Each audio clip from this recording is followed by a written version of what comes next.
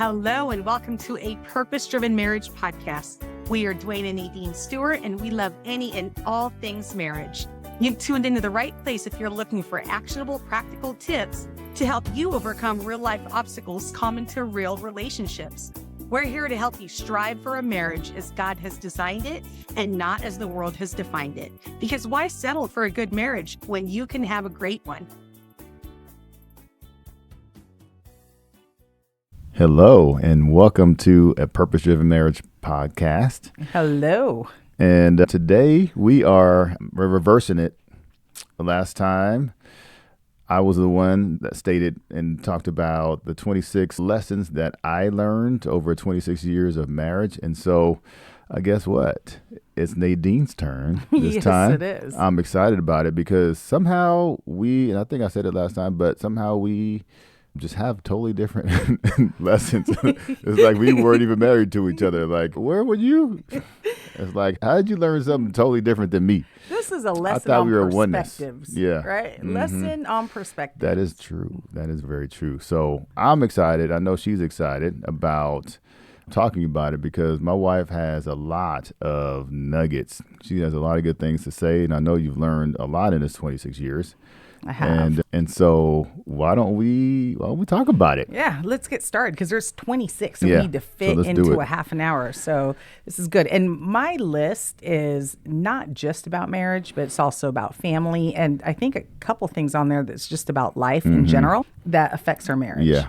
We probably learned a couple things this week that we probably should have let. That'll be 27. Yeah, exactly. That's anyway, for a future podcast episode. Right. Yeah. So, all right, we'll start with number one. Okay. Number one is agreeing on a foundation for your marriage. If you haven't done this, I suggest you do so right away. So the foundation is the common belief or thing that keeps you together, especially through difficult times. And because I promise you, like, it's not a matter of if a storm will come, but when. Yeah. Right? You know, marriage, there's a lot of things that can happen, external things that really you have no control over. And if you have a rocky foundation, if you haven't built your marriage on something that's solid, when the external things happen, or even internal things, right? Internal to your family, it's going to make it that much more challenging for you guys to overcome it together. So for us, it's our Christian faith. Yep, solid rock. Right? It's exactly. I was singing the song in my head as you were saying it. And so it's our commitment to a loving and godly marriage. It is recognizing that our marriage, it's not simply a contract between you and me, but it's actually a covenant that you and I went into with God. Preview. Right? And so, you know, for others, I've heard of people saying that the foundation of their marriage is their decision to stay true to what they said in their vows. Yeah, their vows. That's what exactly. So whatever it is, whatever the foundation is that you choose, just make sure it's something that remains constant in your life. It's something that's never changing. Right. One thing that would not be a good foundation is your children. Yeah. There's a lot of people that use their children as a foundation for their marriage, and that can actually be pretty detrimental. Yeah. Why is that, Nadine? Well, because eventually they grow up and they leave. They grow up and they leave you. And if that's your foundation, they don't care about you and your marriage. Can you imagine if we woke up one day and the foundation that our house is built on disappears? It's gone. It's gone. Like, we don't have the concrete or the floors or the slabs or whatever that's underneath our house. Like, maybe there was a flood in the exactly. The and dirt it was floor washed just away. Kind of washed away. And that is like the equivalent of you making the foundation of your marriage your children. Yeah. You can't do Can't that. do It's not solid Won't enough. do it. So number two, sometimes it's best to call a timeout and just go to sleep rather than continuing an argument. I've had that many times. Right? Well, also because you bring up discussions, you bring up like really deep topics at like 11:59 p.m. I'm talking more about like if we were fighting, if we were having an argument. Because remember, very early on in our relationship, I was told that you should, never let the sun go down on your anger. On your anger, which it is. It's biblical, right, in that way. But what if you can call a timeout? Yeah. And essentially just put a pause on your conversation and you know that you guys will return, back, we'll bring it back up tomorrow.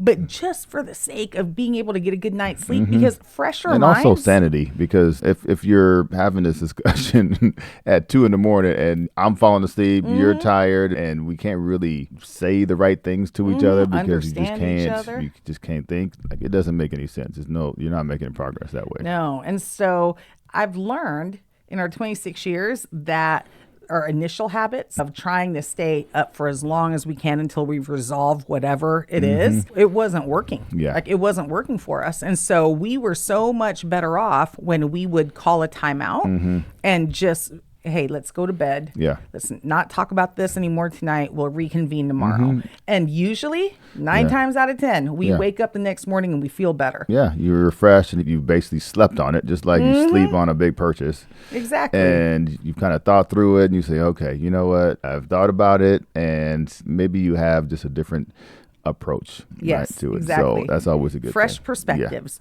So number 3, say nice things about your husband in front of other people. Okay. Especially if he's able to hear it. Right? This will breathe life into So him. you say it out loud, you mean, Out not under loud. your breath? Or Out loud. Yeah, right? Like, we're at a party and I'm telling stories. So many times, like, how often have we heard people complaining about their husbands? Many. In front of other people, and then Lots. their husband can hear it. And yeah. I can't stand that. That's one of my biggest pet peeves. And so if people are listening and I'm talking about Dwayne, they're going to hear great things about You Dwayne. tap them on, I need you to hear this. Exactly. So number 4.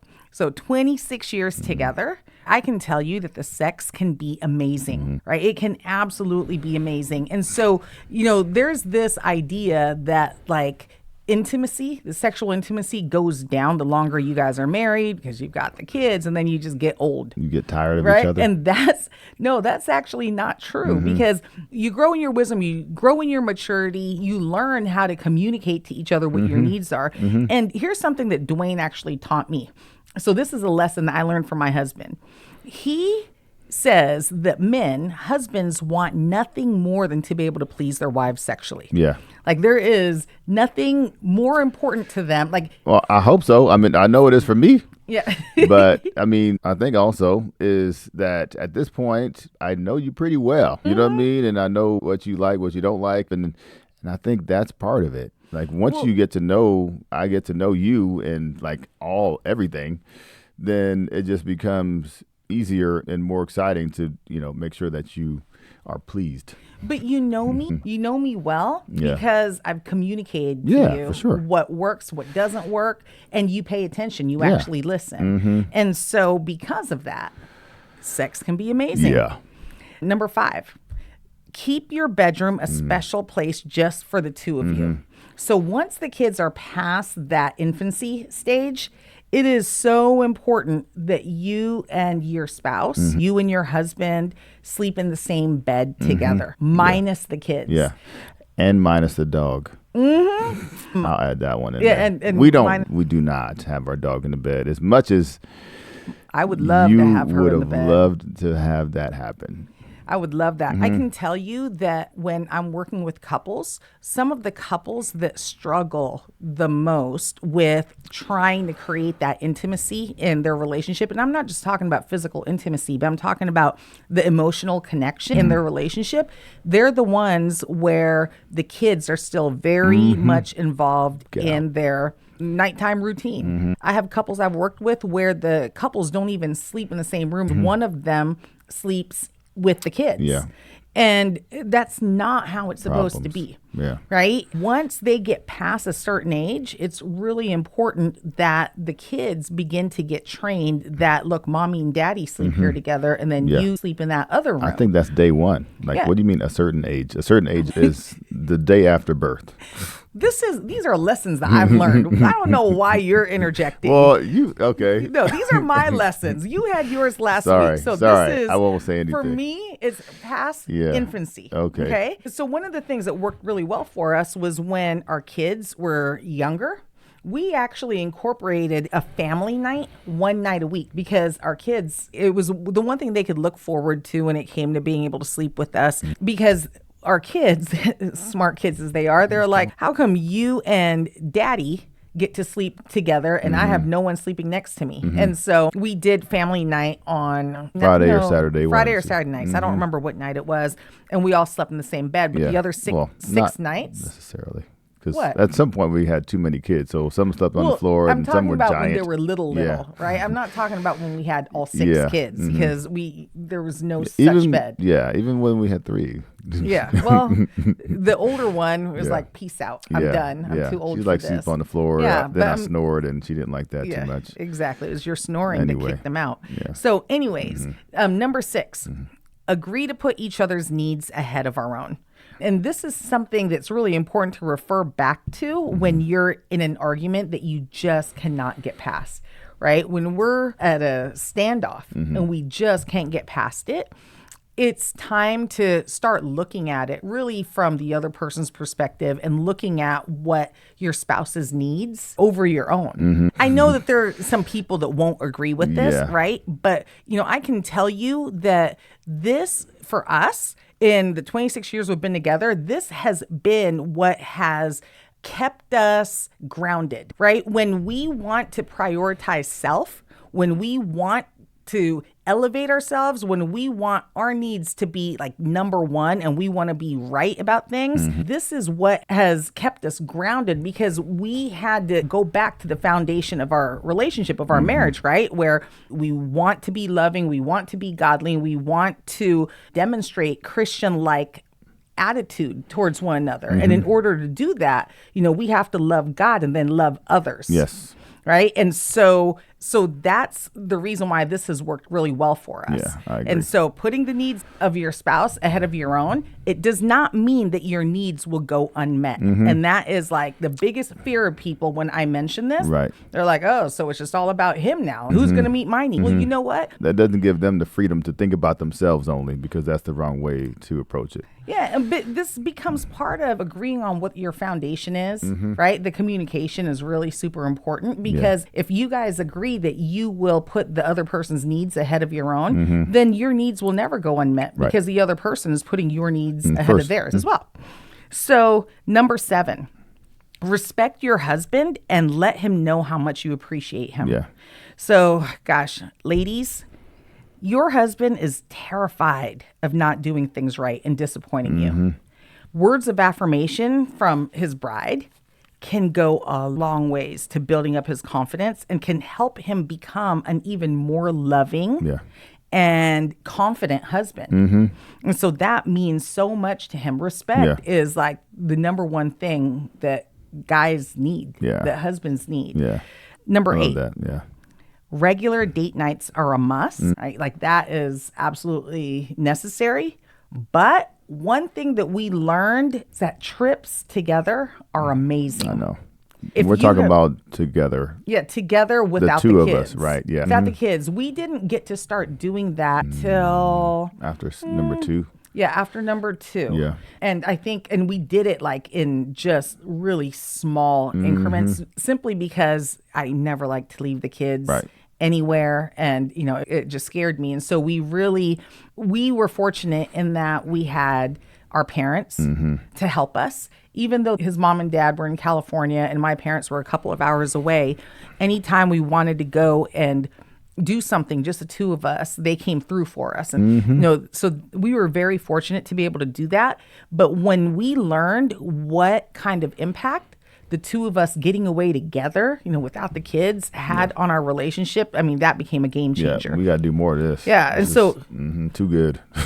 So if people, it's refreshing. I mean, you know what I mean? It just recharge. You like, okay, now we've grounded ourselves. Now we've kind of went back to just kind of the beginning and said, all right, we're now, at a point where like the distractions of work and the distractions of family life and all those things are gone. And now we're just focused on ourselves. And once you do that, and you do that for a few days, then you feel like now you're connected again. You can go back and be a team and take on all those other things. Yeah, we're actually better parents for it. For sure. Like we are better parents. We're not as exhausted. We're working better as a team. It's fantastic. So if you have the means of being able to get away together, even if it's just to go camping, right? Just the 2 of you together, I would highly recommend it.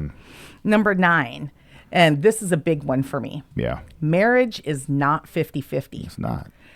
Culture will tell you that it should be. They'll say, oh yeah, Split. Yeah, we split it in half. It's 50-50, but that is impractical. Right. Right? A 50-50 relationship is destined to self-destruct. Right. Because it's based solely on each other's performance.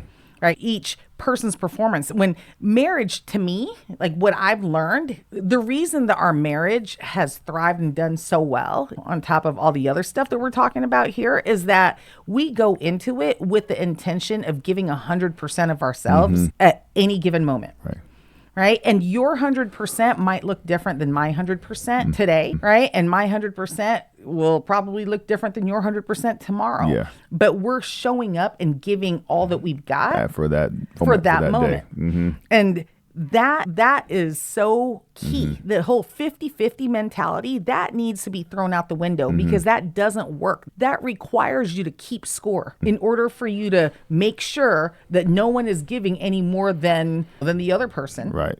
And that to me is crazy. And keeping score just breeds selfishness and discontent. Exactly. Whereas the 100%, you know, with both sides, I think is really the way to go. Yeah, I agree. And number 10, annoying habits may not go away.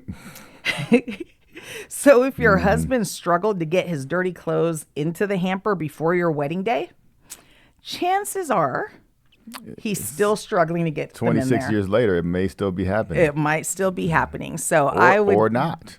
Or not. But I would just say that there's a really good chance that if you guys had annoying habits, and here's the thing, it's not just him, right? I know I have annoying habits that have continued from day one until now. And so Nadine doesn't have any annoying habits. Whatever. So that happens. And you know what? I have learned to focus on all the good qualities that my husband has, because those little annoying habits really, in the grand scheme of things, they're small in comparison to everything else. Yep. Number 11, your love for each other really can multiply. So on our wedding day, when Dwayne and I got married 26 years ago, I mean, we were very much in love, but I had no idea that love that I felt for my husband would actually only be a fraction of the love I have for him today. Like, I am Thank you, Nadine. like experiencing life together and seeing him assume his role as husband and father. When you view your husband from that lens, it can make you fall in love with him all over again, like every day. Every day. Him trying to fix our dishwasher today. Oh boy. Right? Like it is still not fixed yet. It's still not fixed. But the fact that he's like trying to figure it out, that just makes me love him so much. Yeah. And so I really appreciate that. Number 12, and this is something that we talk about on this podcast all the time. Communicate. Communication is so important. Can't emphasize it enough. I tell you. Exactly. But as long as it's healthy. Because a lot of people think they're communicating simply because they're speaking. Yeah. But that can be in the form of nagging, complaining, yelling, sometimes verbal abuse. Saying it loud don't make it right. Exactly. All that's unhealthy. Yeah. So it's healthy communication that's really important, right? The type of healthy communication that ultimately leads to connection. Number 13, your marriage should be the priority relationship of the family. Yeah. Second only to your relationship with God.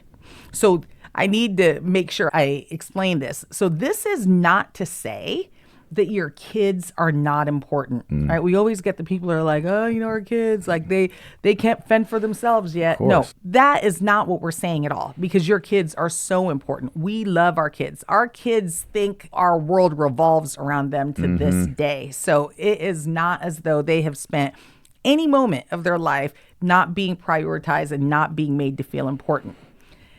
What we're saying is our kids, they need to understand that we need to take care of our marriage first in order for us to be the best parents that we can be for them.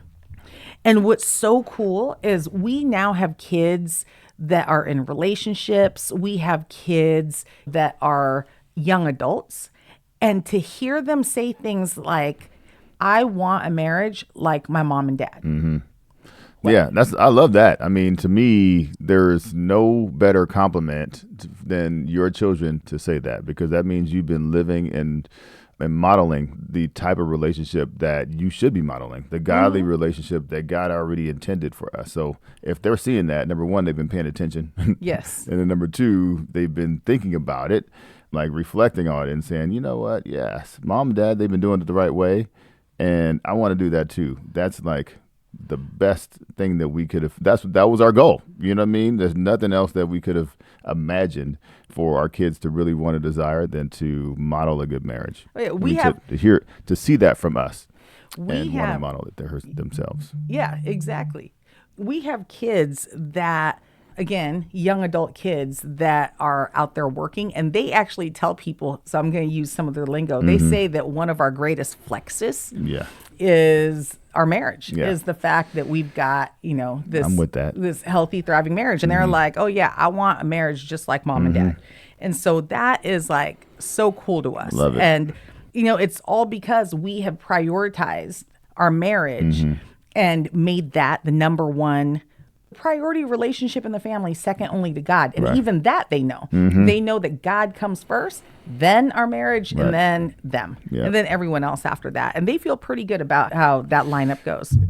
So number 14, winning should not be your goal during an argument. Maybe we had one of these that I think this was similar. Go ahead. Possibly. I can't remember. So if you have to choose between your relationship and being right, yeah, always choose your relationship. So during an argument, understanding each other, showing empathy, all that should be our goal. And it should not be about winning. Yeah. Right? Because if you win you and lose. your spouse loses, the relationship loses. Yeah. Right? And so ideally, you set the goal of really understanding and not necessarily winning. That's because that it doesn't make any sense. So 15. Assume responsibility for teaching your kids about your faith, your family values, and your morals. So here's the thing. You are their first and most important teacher. So don't leave it up to other people to fill their minds with critical character building information. Right. I mean, social media is already going to do that. Social media is teaching. Your school is teaching all kind of different things. Everyone is teaching it. Even the one place that your children and your family should learn, the environment where they should learn, is at the home, either at the kitchen table, in the living room as we're sitting down, having a discussion, whatever that is. That's where they're going to really build their foundation. Yes. Right? So number 16. So here's another lesson that I learned after 26 years of marriage. And this one is a big one for me. I talk about this all the time. I think we do a podcast episode about this at least once a year. And that is share your goals and your dreams with each other. And second to that, pursue them together. That is so important. Not only is that important, for your future, but it's also a very intimate activity, right? Like being able to visualize yourselves being together 20 years from now, basically tells each other, hey, it's you and me. Yeah. I'm not going anywhere. It's you and me. Number 17. Eat at least one meal together as a family every day. That's good. And now this got harder as the kids got older and busier and, involved in a million different activities. But make the effort to keep up with this tradition as much as you can. And when the kids are grown, this will help set the stage for what your relationship with them will look like moving forward. I can tell you this, that you, Nadine, were so like diligent about making sure this happened. I didn't really, I thought it was great that we sat together, you know what I mean? But there were times where I was going to be somewhere, the kids were going to be somewhere, and you were like, nope, I'm waiting for you to come home so we can all sit together and eat. And I'm like, man, Nadine, just eat. You know what I mean? But I was like, okay, I do appreciate that. It set the example and the expectation for our family, not only just for our family, but for hopefully them in the future. Because now that they go to the college, they realize that a lot of their friends don't do that. And that's something that they cherish throughout their entire childhood. Okay, so number 18, make time for your spouse each day. And I'm down with that. and spend a portion of that time, really enjoying each other and laughing together. Dwayne and I have a standing date with each other every night after the kids go to bed. That's, the time that we spend to reconnect, to unwind, and really just enjoy each other. Because ladies, let me tell you, one of the things that your husband values like really strongly is having that shared time, shared activity together. Yeah. And so making time for him every day is so important. That has helped me and Dwayne a lot. And every day we touch base, we start the day together, we end the day together, and it just works for us. Yeah. I really like that. Yeah, I love it. I mean, not much to say. To be honest, we just need to keep that up. Yes. So number 19, be your husband's biggest cheerleader. There is nothing like having a spouse who believes in you and encourages you to pursue your goals, right? And not just that, but believes that you can actually do it, right? I mean, we all need to be encouraged, but I can tell you from my experience, one of husband's like top 5 greatest need is encouragement, right? Having someone to believe in him, having someone who can help him see his potential even when he doesn't see it. Yeah. And I think you've talked about that actually a couple of times. I said it last week. You did. Yeah, You did. I Yes. did. But it's important. I mean, one thing that we do not have, you or I, is an actual book to tell us exactly what to do in all situations. Yeah. And to Like what to expect when you're expecting. Yeah. I mean, and even that can't tell you like what happens when your baby is crying and then you can't get them to stop. You know what I mean? It doesn't say that. So, so for us, it is very encouraging when you're trying to figure things out and you don't really know exactly what to do, but your wife's got your back. Yes. Because you got the responsibility to do all these things. And you're like, okay, how do we do it? And then she's like, hey, I got you. That's what you're like. I got you. Don't worry about it. You know what I mean? And I'm like, okay, that's awesome. That makes me feel so much better. And it's encouraging. Not only that, but it really motivates you to continue doing what you're doing, but even doing it at a higher level. It's crazy that you use the words that you said because you said, your wife's got your back. Because the next thing that I have on this list is that your husband needs your support. Yeah. And what that really means is that I have your back.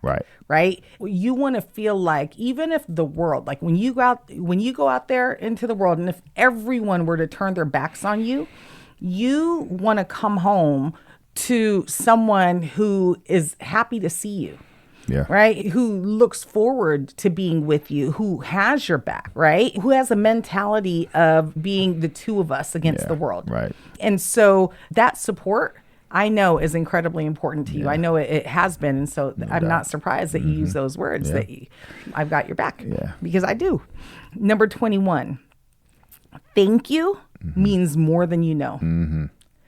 Thank you. In fact, I think I may have mentioned this in one of our previous episodes, but there was a study that was done by Shanti Feldman. I'm a huge fan of hers, but she did this study with men and women. And in the study with the men, one of the questions that they had asked the men is, I'm going to paraphrase this, but something along the lines of, what is one thing that your wife can say to you that will have the single most positive impact? Again, I'm paraphrasing that. And what they found was that the words thank you, that sense of appreciation, just goes such a long ways. Yeah. And I think that has a lot to do with your need to feel validated. Right? Because one of the things that I know you and I talk about this, you've mentioned it many times on our show, is that you're working on your defensiveness. You said that's like the one area that you think you still can improve on, that you need to work on. Well, oftentimes when you get defensive, I know this about you, it's because you don't want to feel like you're failing me. You don't want to feel like you're not capable. You don't want to feel like I don't trust you to do the right things. And so when I say things like, thank you, hey, thank you for doing that. Like, I see what you're doing and I really appreciate it. That validates you. That helps you to feel like I see what you're doing, that I don't think you're a failure, that I think you are fully capable, and I trust you to do the right things for our family. Right? Yeah, it's a small thing that you can do. It's a small thing. And it goes both ways, obviously. It does. But, these are my lessons that I learned about our marriage. Like, these are the things that you need from me. And then number 22, this is actually something that I learned from you. You taught me this when you were talking about it during our What Men Want or What Husbands Want. Yeah. We did that series, the Men and Women one. And that is, you want to feel desired too, right? It's not just about me wanting that thrill of the chase, right? But it's you wanting to know that I desire you too. Yeah, because we always feel like we're chasing our wives all the time. Like, oh, we were the one that got the sex drive and all that stuff. I'm the one that wants to, grab you and hold you. But like, hey, what about me? So there's a lot of mutual grabbing going on in this house. There's nothing wrong with that. So husbands want to feel desired too. Number 23, let your kids see you kiss. Yeah. They're going to say, ew. They're going to say, get a room. Yeah, they're going to complain about it, right? But kids notice differences between the adult relationships around them. Yeah. So seeing you two kiss and show affection actually helps them to feel more confident and secure in their relationship within the family and about the family, right? And they see a difference. Yeah. They see a difference. Yeah. So number 24, life is filled with many different stages and different chapters. So I've learned that if things are hard today, there's a really good chance that tomorrow it'll be better. Yeah. Right? Celebrating our 26th year of marriage, 31 years together, and we've just been hitting a lot of milestones lately. I mean, at least in the last 5 years, but even more so, gosh, I feel like every year there's something new that's happening. And there are, good times in our lives when we're experiencing just a lot of joys, a lot of joyful occasions. And then there are some hard times because, the longer you live, the more you end up experiencing, the more losses that you have to deal with and things like that. Family losses. Family losses, Yep. Just changes. Yeah. And change isn't always good. There are some changes that we don't welcome, but we've learned that life is just a series of stages, or at least I've learned that, and different chapters. And so when things aren't going well today, like, don't be discouraged. Yeah. Turn the page. Yeah. Turn the page and move on to the next chapter. Yeah. Right. But you're going to grow from it too. I think it's important to understand what's on the other side. Because if you are going through a challenge, don't feel like it's going to last forever and it's going to go for naught. You're going to grow from it. You're going to learn from it, and you'll be better on the other side. And you look back on it and you say, wow, that was tough. But guess what? Through this challenge, this is how we've grown. We went from here and now we're at this point and we're better because of it. Yeah. Sometimes it's hard to see outside of your situation and feel like there's anything to learn when you're in the midst of the hard times, but growing from it makes it worthwhile. Yeah. Right? Learning and growing. That's what I tell the kids all the time, learning and growing. So number 25, this one is big for me, right? Like, it is something that I live by every day with almost all of my relationships. Yeah. And that is what you believe about your spouse and your marriage will become your reality. You have tremendous influence and tremendous ability to be able to experience the best version of each other if you just allow yourself to believe it about the other person. Because, one thing I say all the time is what you look for is what you will find. Your brain will believe whatever you tell it. And there are studies, right, in neuroscience that prove that whatever it is that you focus on, whatever it is that you choose to dwell on, that becomes your reality. I would have to say, if someone were to ask me, like, what is one of your greatest tips for having a thriving marriage? That would be in that would be like in my top 3. Oh, yeah. It is me seeing the good in you. Yeah. Always, right? Even when things are hard, rather than me dwelling on, like, the annoying habit of not getting the dirty clothes into the hamper, right? Instead of me focusing on that, I focus on all the good things. Yeah. And because of that becomes my reality. When whatever it is that you focus on tends to be the experience that you have. Yeah, there are studies on that because what you look for is what you will find. What you focus on is what you will have a tendency to experience. Yeah. And I like to experience good things. I want to experience the very best of you. Yeah. So you know what I'm going to do? I'm going to think the very best of you. And that becomes my reality. That means, and I'm not, here's the thing. Some people may not understand what I'm saying right now. And like they might think that I'm making this up in my head. No, I'm not fabricating some fictitious reality. All of us have, bad habits. All of us have things that we struggle with, right? We all have something that we can all work on. But on the flip side, we all have good qualities about us.